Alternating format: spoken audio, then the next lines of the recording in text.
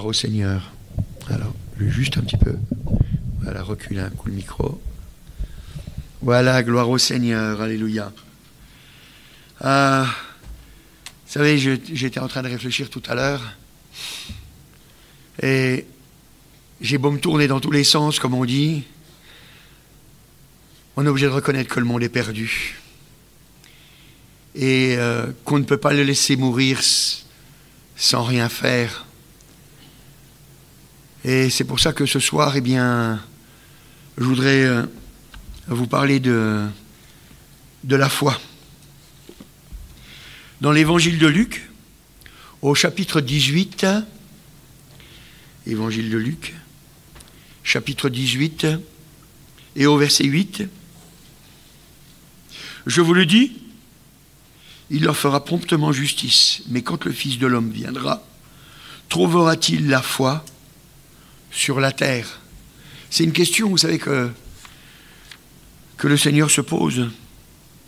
Trouvera-t-il de la foi sur la terre? Et vous savez, des fois les gens y confondent. Comment je pourrais dire ça? La parole de Dieu parle beaucoup mieux. La parole de Dieu, elle dit que le diable, il croit, mais il tremble. Il croit, et souvent les gens y croient, mais ça ne s'arrête pas là. Enfin, ça s'arrête là, je veux dire. Ça ne devrait pas s'arrêter là. Ça devrait aller jusqu'à la foi. Parce que vous savez, c'est quand même différent. Croire et avoir la foi. C'est vraiment différent. Croire, moi je crois qu'il y a les Chinois qui sont de l'autre côté de la Terre. Enfin, j'ai jamais vérifié sur une carte, hein. Enfin, mais c'est ce qu'on nous dit. Je le crois, je suis jamais allé voir. La foi, c'est pas pareil. La foi, eh bien, c'est avoir la conviction que ce que Dieu il a dit, c'est la vérité. C'est ça la foi. C'est ça la foi. Quand on a la conviction que Dieu ne ment pas, que ce qu'il a dit, il peut l'accomplir. Et vous savez, mes frères et sœurs, le diable, il ne veut pas qu'on ait la foi. Il veut qu'on croie, mais il ne veut pas qu'on ait la foi. Qu'on croit que Dieu existe, qu'on croit que Dieu est bon, que Dieu fait des miracles, que Dieu agit encore dans les vies, qu'on croit ça. Mais pas qu'on ait la foi. Parce que quand on a la foi, on le voit agir. Quand on le croit,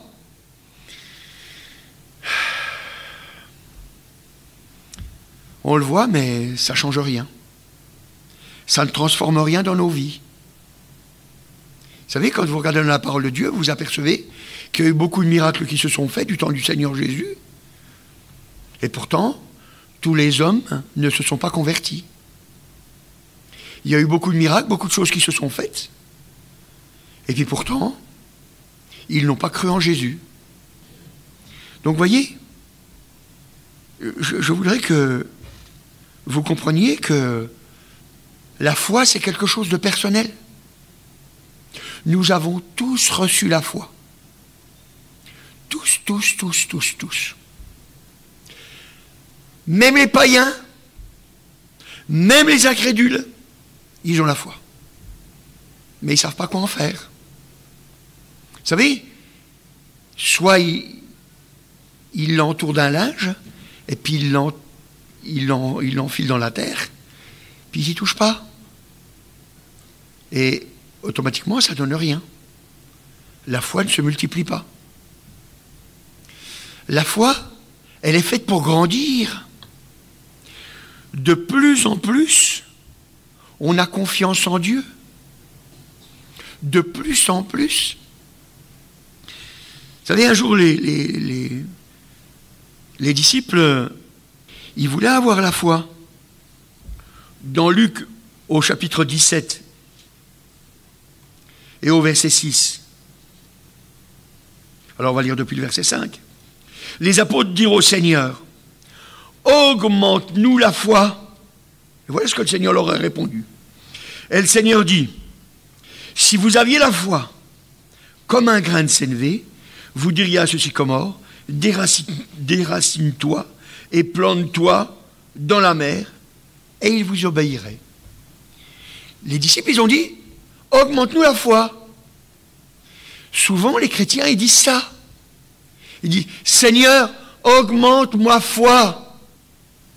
Le Seigneur, il ne va pas nous forcer à avoir confiance en lui.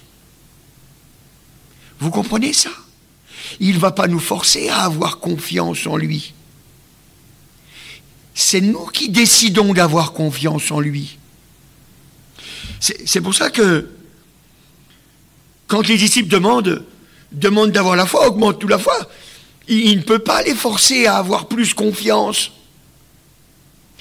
Dieu ne peut pas nous forcer à avoir plus confiance. À un moment donné, c'est un combat. C'est un combat entre ton âme et puis le diable. Le diable, il te dit, t'es pas assez bien. Il dit, tu vois bien, c'est fini, c'était du temps de Jésus. Ou toutes sortes de choses encore comme ça. Et puis nous, on ne doit pas dire ça. On doit dire non, non. Non, non. Dieu, il l'a dit, Dieu, il le fait. Peut-être qu'il y a des choses qui bloquent. Ça, c'est vrai. Il peut y avoir des choses qui bloquent. Le péché. C'est pour ça, vous savez, moi, j'ai enseigné mes enfants, et puis les églises où je suis allé, à Sarrebourg, même à Agen, je leur dis comme ça, je leur dis, si vous avez un doute, demandez pardon. Venez auprès du Seigneur. Et puis, si vous ne savez pas pourquoi vous lui demandez pardon, dites-lui aussi. Dites-lui, Seigneur, tu vois, je dois sûrement avoir un doute dans mon cœur, puisque quand je demande, je ne reçois pas. Et comme je ne vois pas, j'ai besoin là que tu m'éclaires. Parle-moi, montre-moi ce qui bloque. Ça, il peut faire. Ça, il peut faire, le Seigneur. Et puis, là, vous allez savoir. S'il y a quelque chose qui bloque, il va vous le montrer. Vous ferez ce qu'il y a à faire pour que ça soit enlevé. Vous demandez pardon pour vos péchés. Si jamais il y a quelque chose que vous deviez faire que vous ne faites pas, et que vous le savez, faut le faire. Si vous êtes engagé dans quelque chose et puis que vous ne le tenez plus, revenez. Et puis, agissez pour votre engagement. Il faut agir pour que les choses qui bloquent s'en aillent. Mais le Seigneur Jésus, Dieu le Père, même le Saint-Esprit, il ne nous forcera jamais à avoir plus confiance en lui. C'est un choix de notre part. C'est un choix. Vous savez, quand je suis venu pour la première fois à l'imposition des mains, c'était la première fois que je venais à l'imposition des mains pour mes vertèbres cervicales. Quand je suis arrivé et puis j'ai demandé qu'on prie pour moi, j'ai juste cru. Comme je dis tout le temps, je dis, j'ai pas eu de chaud, j'ai pas eu de froid, même pas du tiède. J'ai pas eu une voix qui m'a dit, vas-y, tu vas être guéri. Non, j'ai pas eu ça. J'ai pas vu une lumière qui m'a attiré. J'ai pas eu ça. J'ai juste cru que ce que disait la Bible, c'était la vérité. Juste cru ça. Puis je suis allé à l'imposition des mains, et je vais vous dire à la vérité, je ne sais même pas quel pasteur c'était, pour vous dire que ça n'a aucune importance. Aucune importance. Il a prié pour moi, puis il n'a pas fait une grande prière. Il m'a dit, le Seigneur t'a guéri. Puis moi je l'ai cru. J'ai dit, puisqu'il l'a dit, c'est que c'est fait. Et je me suis mis à rebouger la tête. Et il y avait plein de témoins ce jour-là. C'est moi qui ai choisi. C'est moi. C'est moi qui ai accepté. C'est moi. C'est moi. Et c'est pas parce que je suis meilleur que vous, hein. Non, non, hein. C'est parce que j'ai juste cru que ce que Dieu disait, c'était la vérité. Dieu ne ment pas, il ne ment jamais. Il l'a promis. C'est lui qui s'est engagé. C'est pas nous. C'est lui. Maintenant, nous, c'est nous qui décidons. Est-ce qu'on va le croire ou est-ce qu'on ne va pas le croire? Dans l'évangile de Jean au chapitre 11, évangile de Jean, pardon, au chapitre 11 et au verset 40, 11-40, vous savez, c'est Lazare qui est mort.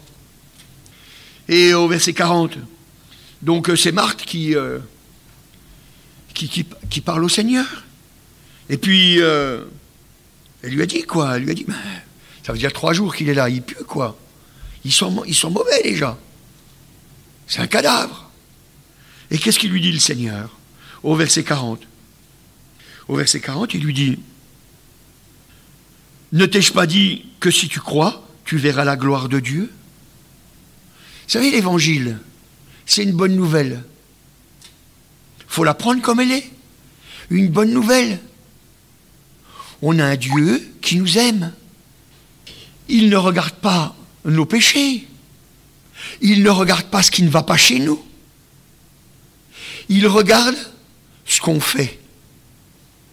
Est-ce qu'on s'appuie sur son Fils Jésus? Est-ce que l'on croit que ce qu'il a dit dans sa parole, c'est la vérité? Est-ce qu'on veut accepter tout ça? C'est ça qui change nos vies. C'est pas autrement. C'est pas autrement. Vous savez, c'est pas une histoire de quantité de foi. Puisque, avec un grain de sénévé, on peut déplacer, on peut déraciner les arbres. Avec un grain de sénévé. C'est pas une histoire de quantité. C'est une histoire de conviction. Convaincu que c'est la vérité. Vous savez, il ne faut pas avoir peur de venir devant le Seigneur et puis de crier à lui quand on a des doutes. Il ne faut pas avoir peur. Parce qu'il a dit qu'il ne nous mettrait pas dehors celui qui vient à lui. On peut tout lui dire au Seigneur. Il nous écoute avec vérité. Il regarde véritablement notre cœur. Et si on vient à lui avec vérité, qu'on lui dit exactement ce qu'on a dans le cœur, alors il nous exauce. Alors il nous exauce. Et c'est pour ça qu'on a beaucoup d'exemples dans la parole de Dieu. Quand vous regardez par exemple dans l'évangile de Marc, au chapitre 9, évangile de Marc, au chapitre 9, et au verset 23, c'est un homme, son fils, il est possédé d'un esprit, quoi. Et puis, c'est pas terrible, quoi. Et puis il a demandé aux disciples de prier, puis ça n'a pas marché. À la vérité, cet homme n'y croit pas, les disciples, on ne sait pas. Mais le Seigneur, il leur dira quand même que c'est des incrédules. Et au verset 23, il dit, Jésus lui dit, si tu peux, tout est possible à celui qui croit. Tout est possible à celui qui croit. Tout est possible. C'est vraiment possible. Même les choses qui nous semblent impossibles. Vous vous rendez compte? J'ai passé un concours. Je ne sais pas si vous connaissez, mais moi j'ai passé un concours pour rentrer au ministère de l'Intérieur. Et je voulais travailler à la préfecture d'Agen. J'ai passé le concours. Je suis arrivé premier. Je suis arrivé dernier. Il n'y avait que moi au concours. Ça n'existe pas. En plus, quand j'ai postulé pour le jour du concours, c'était le dernier jour. Moi, j'ai donné les papiers. Et puis, c'est la préfecture qui m'a téléphoné, qui m'a dit vous avez postulé pour le concours, c'est bien, mais vous n'avez pas rempli les papiers. J'ai dit, mais si. Il m'a dit, mais non. Alors, j'étais obligé de les croire. C'était eux.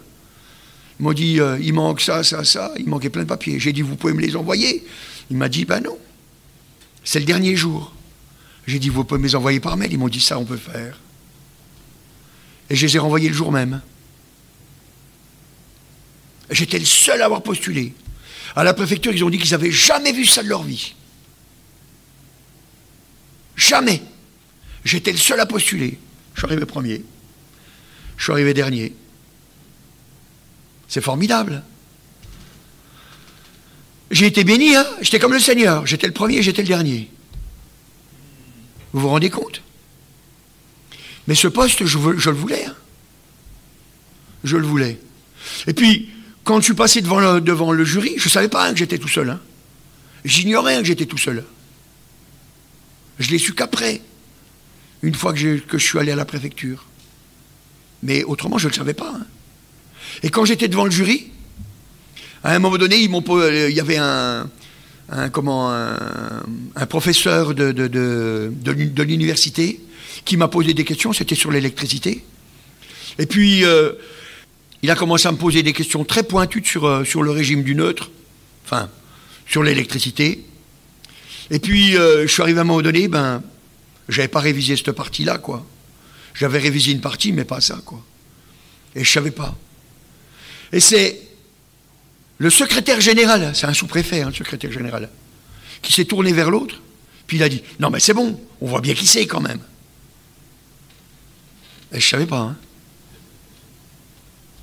J'ai été béni. J'ai été béni. Et vous savez, je vous donne cette petite expérience-là pour vous dire, même les choses qui paraissent impossibles, même les choses qui paraissent impossibles, Dieu, il le fait. Mais c'est nous qui décidons si on va croire en lui. Je vous ai déjà raconté quand je me suis blessé à la jambe. En plus, il y avait la mission la semaine après. Enfin, le lundi, il y avait la mission. Puis moi, je me suis blessé le samedi. Et j'avais la jambe, elle avait doublé de volume. Elle était toute noire. Je pouvais plus poser mon pied par terre. Et on m'a donné des cannes. Puis j'ai pris les cannes, puis je suis arrivé chez moi avec les cannes. J'ai dit, mais Seigneur, je dis à tout le monde que tu guéris, que tu fais des miracles. Puis moi, je fais ça. Après, il fallait monter les escaliers. Alors j'ai commencé à vouloir monter les escaliers. Je n'arrivais pas à poser mon pied. J'ai dit, non. C'est pas vrai, c'est pas comme ça. Hein. Moi, je crois que c'est vrai. Tu as dit que tu guérissais, tu guéris. Et j'ai commencé à rejeter. Mais j'avais mal. Hein. Il y avait le mal qui me disait, mais tu te rends pas compte? Mais tu ne peux pas. T'as mal. Regarde comme c'est enflé. Mais tu ne peux pas. C'est pas possible. Mais j'ai quand même marché. Je suis arrivé à la douche. C'est vrai, je faisais le cagneux. Hein. Mais je suis arrivé à la douche, j'avais même du mal à me laver, j'arrivais pas à poser correctement mon pied. Et j'ai lutté. Mais quand je suis redescendu de chez moi, toute l'église a été témoin. J'étais guéri. J'ai enfilé mon short, je suis parti courir. Pourtant, c'était toujours tout noir. Mais je suis parti courir. C'était fini. Et puis, mais c'est moi qui ai choisi. C'est moi qui ai choisi. C'était mon choix.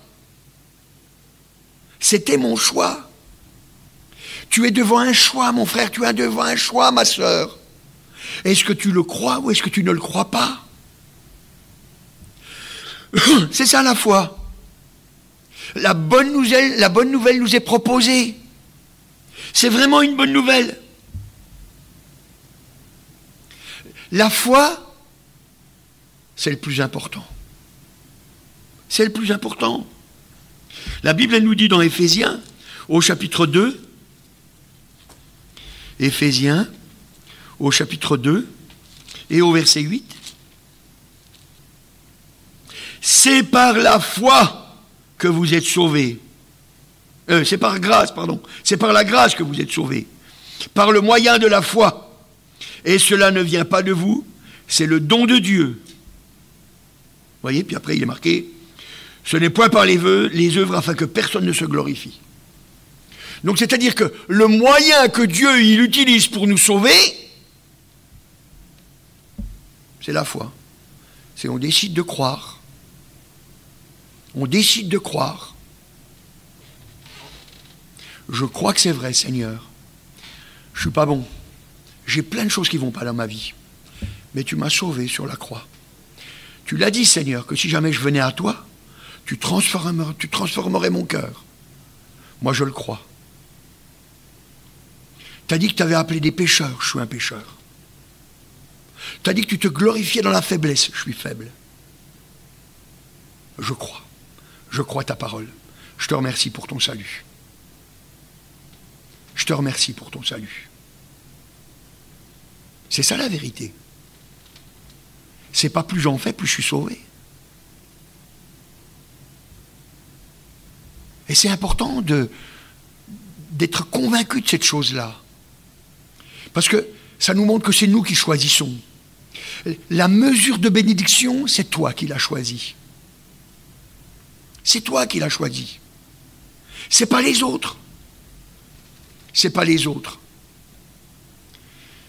La puissance de Dieu est là. Est-ce que tu vas la saisir?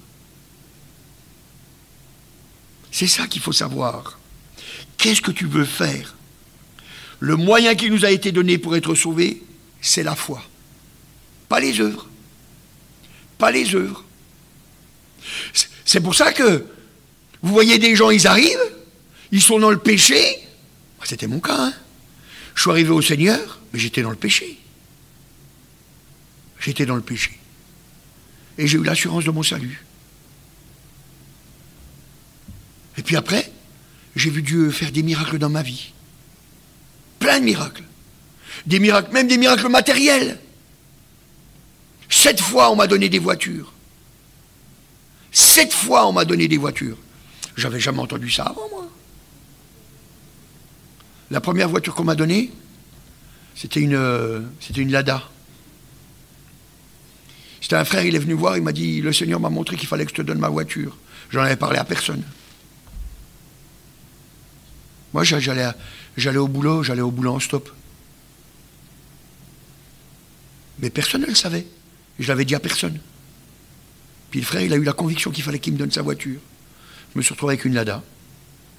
J'étais très heureux. J'ai dit merci Seigneur.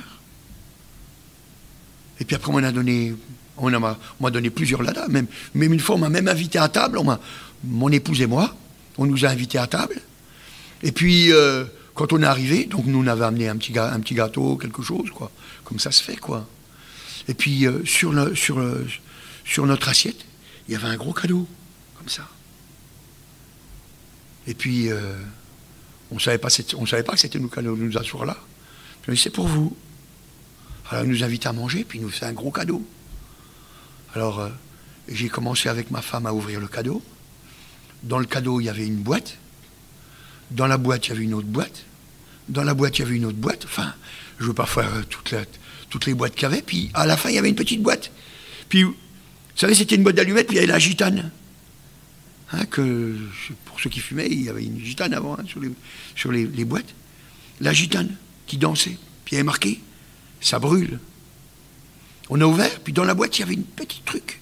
Puis il y avait marqué, envers et contre tous. Puis on a ouvert, paf, puis dedans, c'était la clé. C'était la clé d'une Lada. Et la voiture, elle était verte, c'était pour ça. Vous voyez?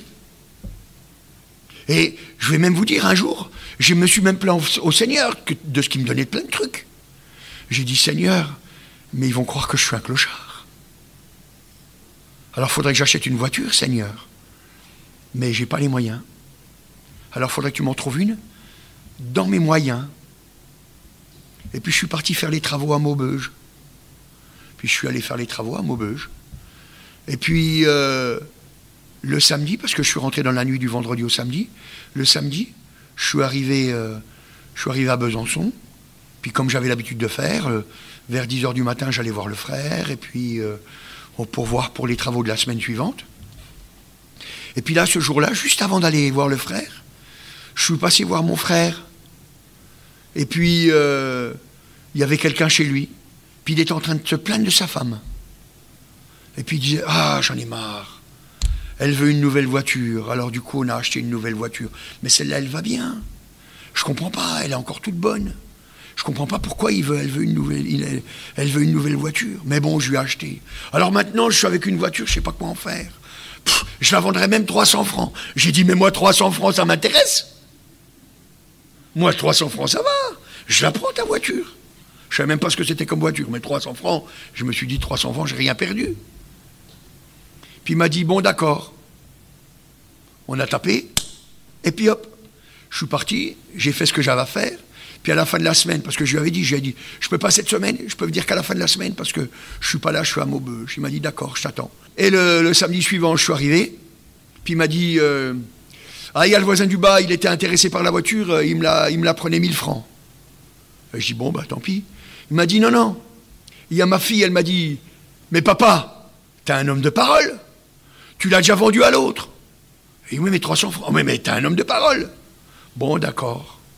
Et parce qu'il a écouté sa fille, ben, il me l'a vendu 300 francs. Puis il m'a dit, viens, on va ensemble à la préfecture. Ici, à Besançon.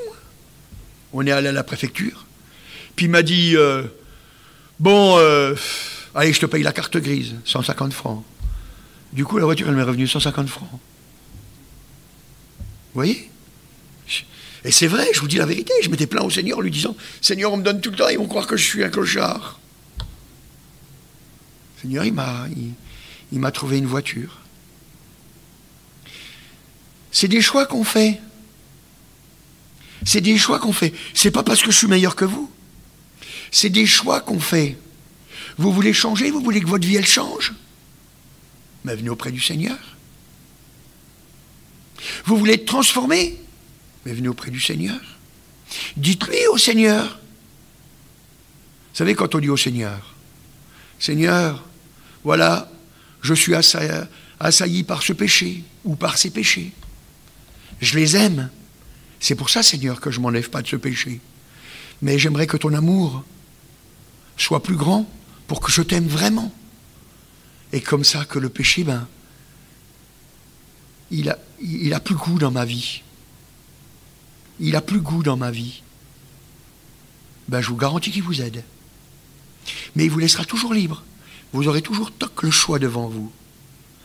Soit de faire le péché, soit de marcher avec Dieu, en lui disant, Seigneur, oui, je veux rester dans ta présence. Je veux rester avec toi.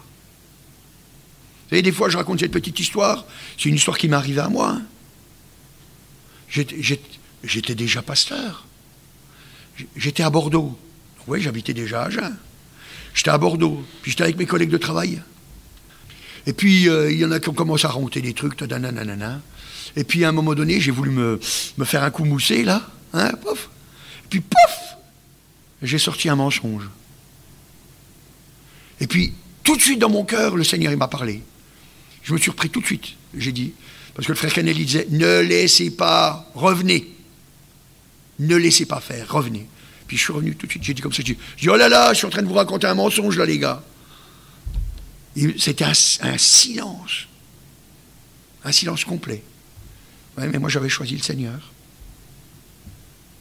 Moi j'avais choisi le Seigneur. Tant pis, hein, ils auraient pensé ce qu'ils voulaient de moi. Hein. Moi je sais une chose, c'est ce que le Seigneur il pense de moi qui a de l'importance. Vous comprenez? C'est toi, mon frère, c'est toi, ma soeur, qui va choisir. C'est toi qui choisis ta vie. Beaucoup d'appelés, mais tout le monde est appelé. Peu d'élus. Parce que les gens, ils ne veulent pas se lire. C'est un choix qu'on fait. C'est un choix qu'on fait. Voyez? La Bible, elle dit, dans Éphésiens, au chapitre 6, et au verset 12, « Car nous n'avons pas à lutter contre la chair et le sang, mais contre les dominations, contre les autorités, contre les princes de ce monde de ténèbres, contre les esprits méchants dans les lieux célestes. » C'est un combat spirituel. Croire que Dieu, ce qu'il dit, c'est la vérité, c'est un combat spirituel. C'est pas charnel, c'est spirituel. C'est spirituel. Vous savez, bon, quand j'ai été guéri des vertèbres cervicales, j'étais ici, enfin, j'étais pas ici, c'était pas ici, C'était rue de Belfort à l'époque. Mais c'était rue de Belfort que ça t'est arrivé. Et puis, j'ai été guéri, merci Seigneur.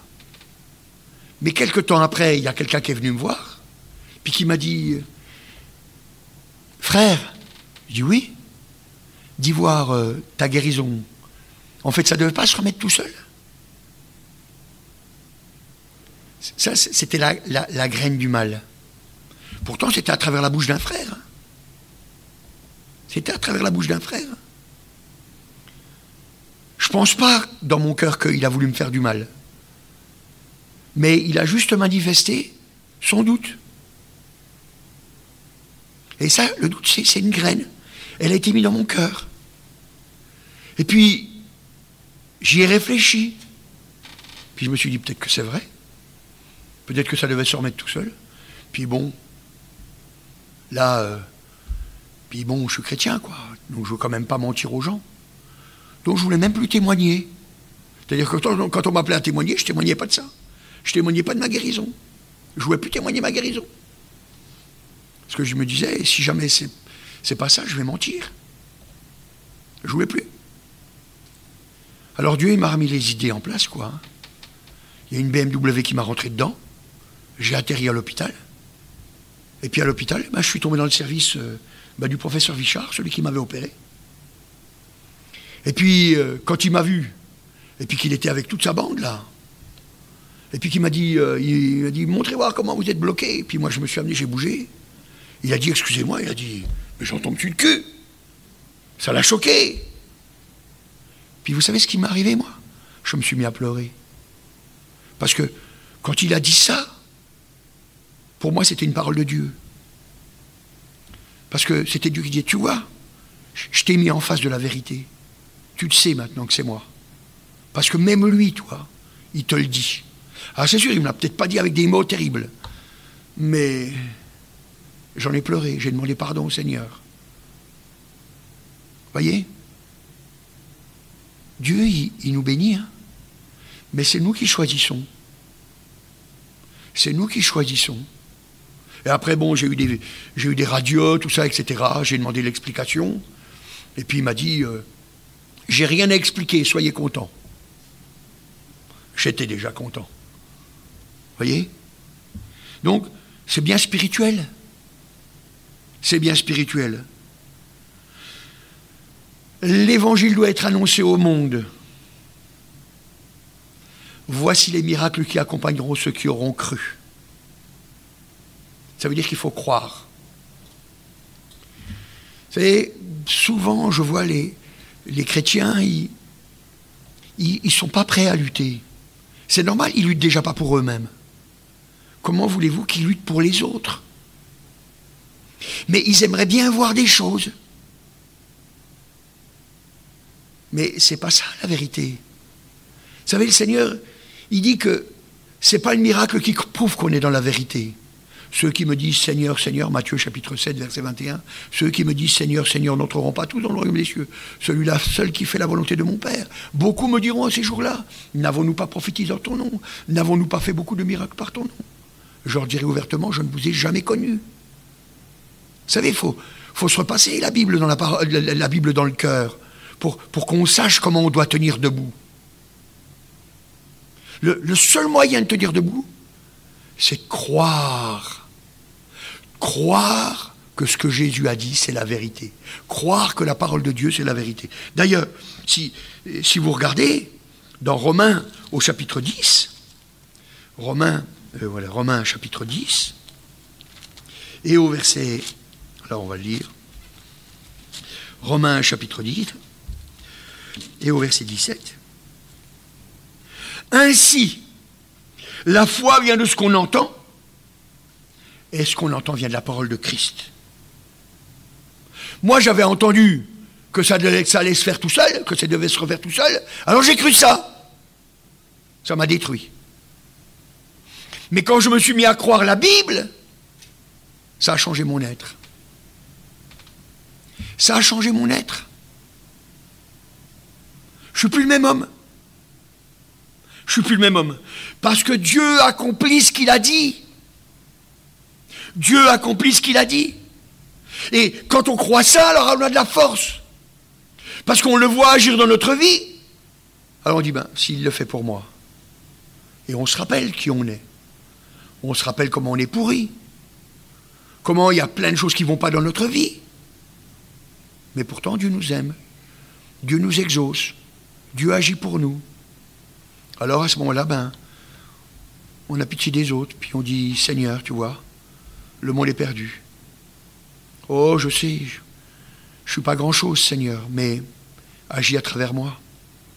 Parce que le monde est vraiment perdu. Et c'est éternellement qu'ils vont souffrir. Ils vont crier jour et nuit au siècle des siècles, Seigneur. Et je sais, Seigneur, que ça, c'est pas ta volonté. Alors, Seigneur, utilise-moi. Permets, Seigneur, que par ton nom, il se fasse des miracles, des prodiges et toutes sortes de choses pour toucher les cœurs, pour que des âmes soient sauvées. Et vous verrez si ça ne se fait pas ainsi. Vous verrez si ça ne se fait pas ainsi. Moi, je vous garantis, j'en ai vu des choses. À Sarrebourg, il y avait un homme qui venait à l'église. Il était toujours en train de se plaindre. C'était tout au début des portables. Il avait perdu son portable. Il est venu chez nous. Je lui ai dit comme ça, je lui ai dit, mais arrête Marc. Crois, le Seigneur est là. Il va t'aider. Puis il ronchonnait. Je lui ai dit, reste avec moi, viens. J'ai des choses à faire, reste avec moi. J'étais avec lui, je priais, je chantais dans la voiture, tout partout. J'ai fait tout ce que j'avais à faire avec lui. Je l'ai gardé le midi avec nous. J'ai fait tout ce que j'ai pu pour qu'il reprenne courage, quoi. Et puis vers 3-4 heures de l'après-midi, je ne sais plus exactement l'heure, il m'a dit comme ça, il m'a dit, je sais que je vais le retrouver maintenant. Je sais que je vais le retrouver. Et on arrive devant chez lui, il y avait une femme qui était en train de sonner à sa porte pour lui ramener son portable. Vous vous rendez compte? Vous vous rendez compte? Parce qu'il a cru. Il a dit, maintenant je sais. Une autre fois, il est venu à l'église, pareil. Et puis il m'a dit, tu sais qu'il avait fait un accident de la circulation, puis il avait un morceau de verre qui lui était rentré dans l'œil, puis il était aveugle d'un œil. Et puis, il m'a dit, est-ce que tu veux prier pour moi pour que je sois guéri? Vous savez, je vous dis la vérité, je n'avais aucune conviction. Je n'étais pas convaincu qu'il allait être guéri, mais je n'étais pas convaincu non plus qu'il n'allait pas être guéri. J'ai pas senti une chaleur, j'ai pas rien. Moi, j'ai juste dit, viens, on va prier. Bien sûr, mais le Seigneur, lui, il fait. Il n'y a pas de problème. Il n'y a pas de problème. Et il a cru. J'ai prié. Je l'ai fait reculer. Enfin, au début, je lui ai montré des doigts. Je lui ai fait cacher l'œil qu'il voyait. Il m'a dit le nombre de doigts. J'ai reculé. Il m'a dit, joie trouble. Je me suis rappelé que dans la Bible, que le Seigneur, un jour, il a dû prier à plusieurs reprises pour quelqu'un qui était aveugle.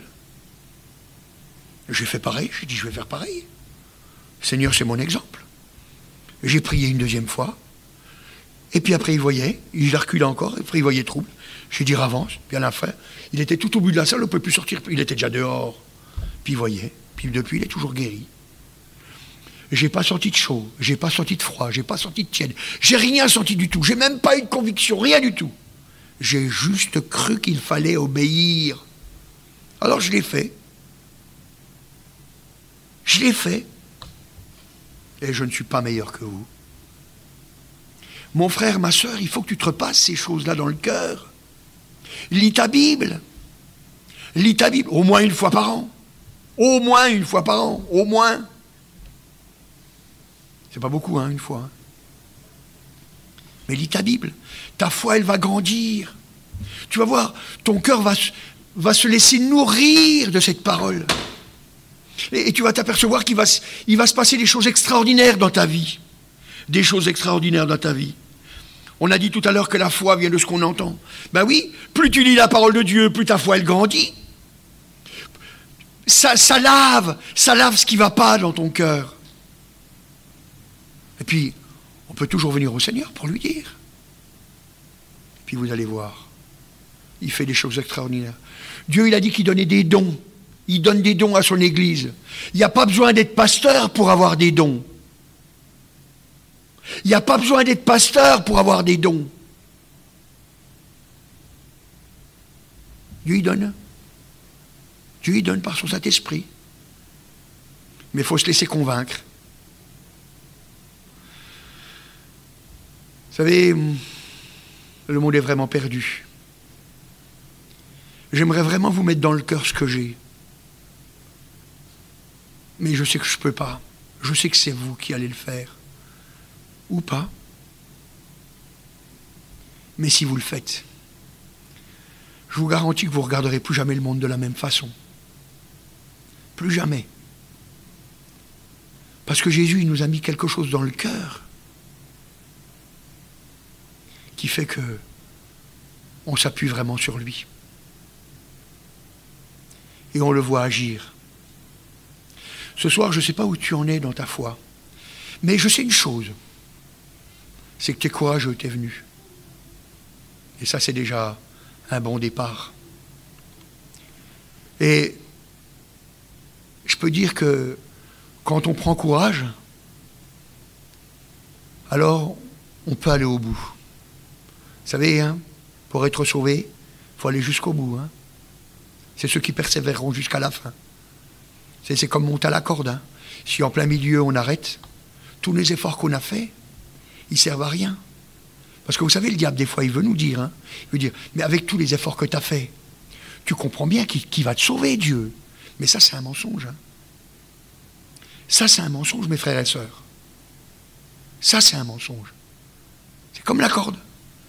Tous les efforts que vous avez faits pour monter, si vous lâchez, les efforts, ils ne servent à plus rien. C'est du vin. Mais je sais une chose, c'est puisque tu es là ce soir, puisque tu sais que Jésus, alléluia, il veut te bénir, et que le diable, il cherche à te dévorer, mais il faut que ce soir tu t'engages.